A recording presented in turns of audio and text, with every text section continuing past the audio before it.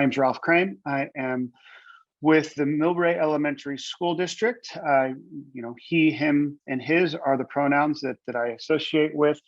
I'm a first generation here in the United States. Both of my parents were born and raised in the Philippines. So I'm really proud of their path and how they got here and how they set us up for success. And my current role is the Chief Business Official at the Millbrae Elementary School District. And before that, I was a math teacher and football and softball coach at the high school level. And then I became an administrator. And I was at Carlmont High School for 15 years, the last 6.5 being the principal there.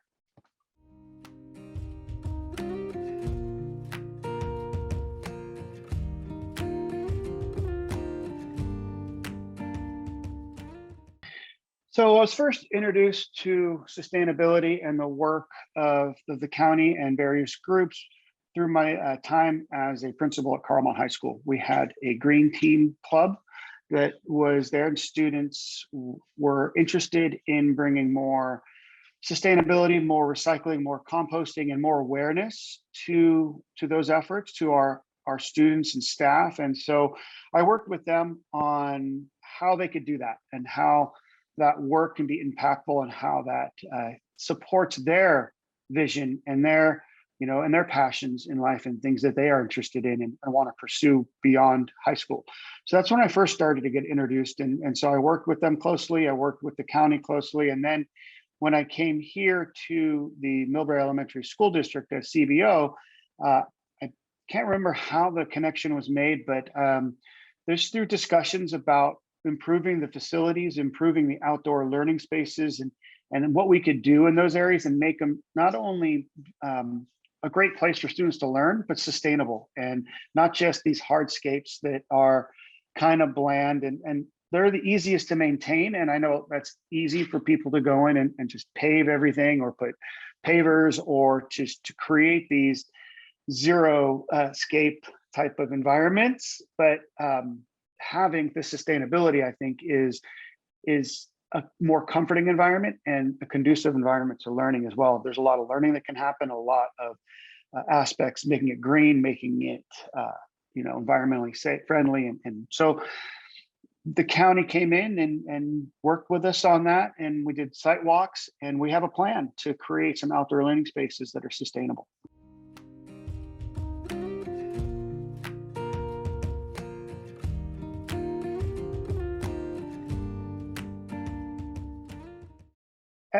Learning is at the elementary level has to be more than just books and more than just traditional learning. I think they have to learn about the environment. I think they have to learn about their impact on the environment. They have to learn about their footprint. They have to learn about how what they do is a lasting effect on themselves, on their family, on their friends, their community. And I think that's important for them to understand. I think it's easy to get caught up in the internet. It's easy to get caught up in all the things they see on social media. If it's actually be part of that and to see it and to experience it on their campuses, I think is important. It's great to have these spaces that the teachers can talk about, the trees, the grass, the sustainability, all of that work, I think, can be incorporated into the daily learning and hopefully make students more conscious moving forward about our environment and how they impact it and how they can make a positive impact on it and not and just make it more sustainable for everybody.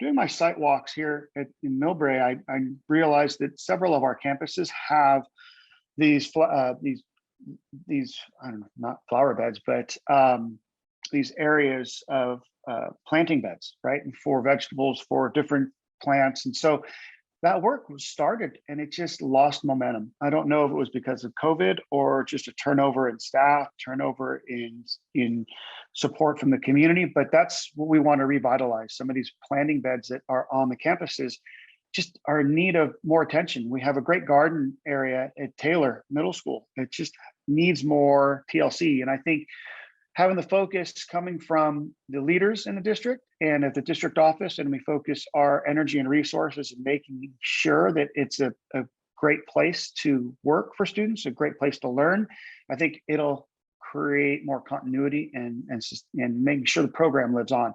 So it's the work that was started a long time ago. It's revitalizing those planning beds, making sure the curriculum around them and the support from the staff is there to make sure that they continue on. So that was one of the areas. In creating outdoor learning spaces, COVID taught us that being outside is something beneficial. And I think before COVID, we got caught up in being inside a little bit too much. And it's beautiful out here on the peninsula.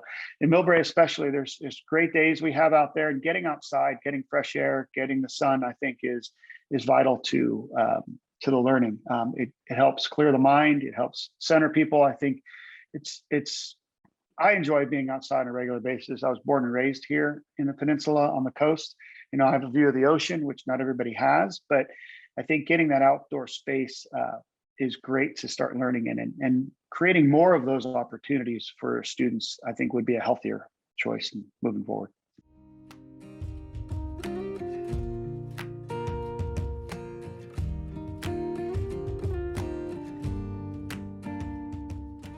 I learned a lot from the students. The passion that they had inspired me. You know, when I became an administrator, I didn't think too much about all of that. I was more in tune with making sure they were safe, making sure the curriculum was being addressed, making sure that we were meeting our goals, right? Our dashboard goals by the state, and all those metrics we have to, you know, use to make sure we're making progress towards learning. But listening to the students and hearing the students was really an eye-opener, and it inspired me to incorporate that type of mindset in everything I do moving forward. Because they cared so much about it, it made me more passionate about making sure that everything we put on this, whether it's a facility upgrade, whether it's a new building, whether it's an outdoor learning space, whatever it is, just to be more green, a little more conscious about the effect we have, and the sustainability and the beautification.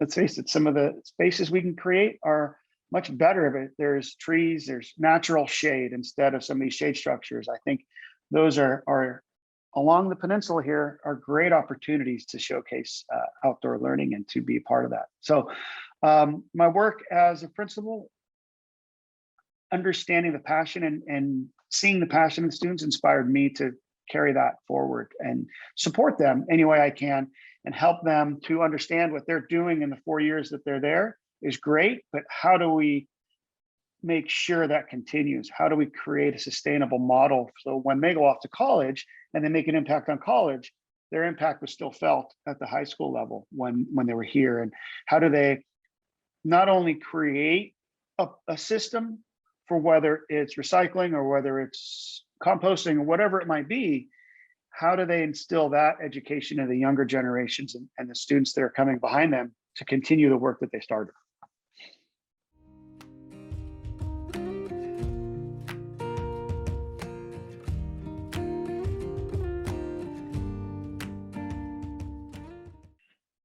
Well, I think, you know, I never set out to be a leader. That's the one thing that was always interesting about my career path. I got into education because I just wanted to coach. I wanted to be a part of teenagers' lives. I wanted to teach. I always enjoyed math. And so I never thought of myself as a leader, but as my career progressed, I kept getting tapped on the shoulder and say, hey, would you do this? Hey, would you do that? And I just said yes. And I just tried to be a good role model for students. And so as a leader, if we're not walking the walk, nobody's going to believe us, right? So I think it's making sure that I'm doing my homework, I'm doing my due diligence, and being a good role model in how I move forward with my actions.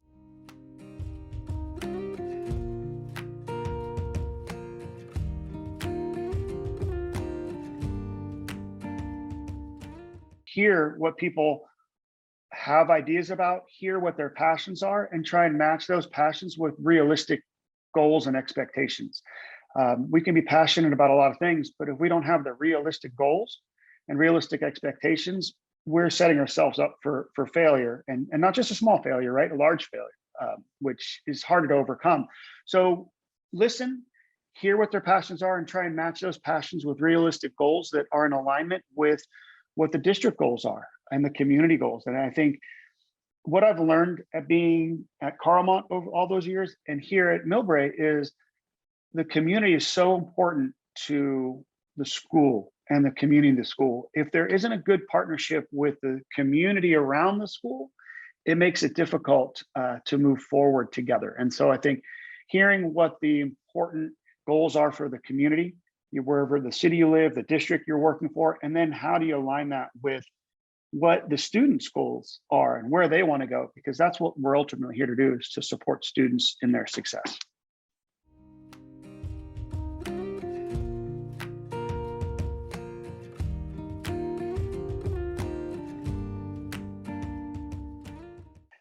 I think it's just continuing the work that we started with the plans that we have, and making sure the principals have the support that they need, and the vision that they have is in alignment with what we need to accomplish to get more sustainability. I think we have a lot of work to do, and I think I don't know what the next step is because I haven't really seen the work we started to take shape. So I think it's meeting with everybody, making sure we're on the same page, and making sure we have a cohesive plan to move forward at all the sites, right? Not just one, but how do we get that work done incrementally and create a long-term plan?